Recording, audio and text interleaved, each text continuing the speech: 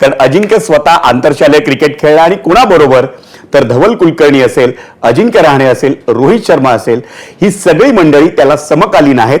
त्या काळात ते आंतरशालेय क्रिकेट खेळत होते. अजिंक्य, या सगळ्यांबरोबर तू क्रिकेट खेळलास, एक क्रिकेटरचं जीवन तुला माहिती होतं. त्याचा तुला या अध्यक्ष किंवा सेक्रेटरी म्हणून जेव्हा काम करतोयस तू, त्या दृष्टीनं कसा काय फायदा झाला?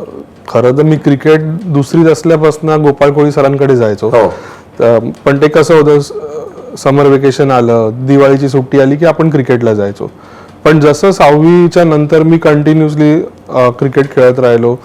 पहिलं गाईल शिल्ड आम्ही खेळलो, गाईल शिल्डला पण आम्ही चॅम्पियन होतो. नंतर हॅरी शिल्ड खेळलो.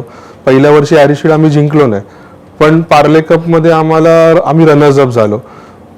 नंतर 10वीत असताना मी शेवटचा गोल होता की हॅरी शिल्ड जिंकायची. आणि जर तुम्ही त्या काळात बघितलं तर रिझवी कंटिन्यूस चॅम्पियन होत होता आणि त्यांना कोण हरू शकत नव्हतं.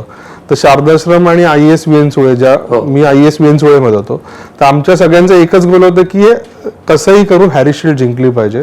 आणि त्याच्यासाठी गोपाळ कोळी सर आम्हाला 6वी ते 10वी हा आमचा एक परिवार होता. गोपाळ कोळी सर असतील किंवा आमचं कॅप्टन तेव्हा तेजस कल्याणकर होतं. आम्ही सगळे एक फॅमिली म्हणून शाळा, क्रिकेट शाळा, एवढंच आमचं लाईफ होतं ते 4 वर्ष. आणि त्याचा एक रिझल्ट टीम बॉन्डिंगमुळे आम्ही ती हॅरी शिल्ड त्या वर्षी जिंकलो होतो. आणि अजूनही आठवतं, माटुंगा जिमखाना जस्ट रिफर्बिश झालं, नवीन झालं होतं. तर त्या विकेटवरची ती पहिली मॅच होती माटुंगामध्ये. कारण त्याच्या आधीच्या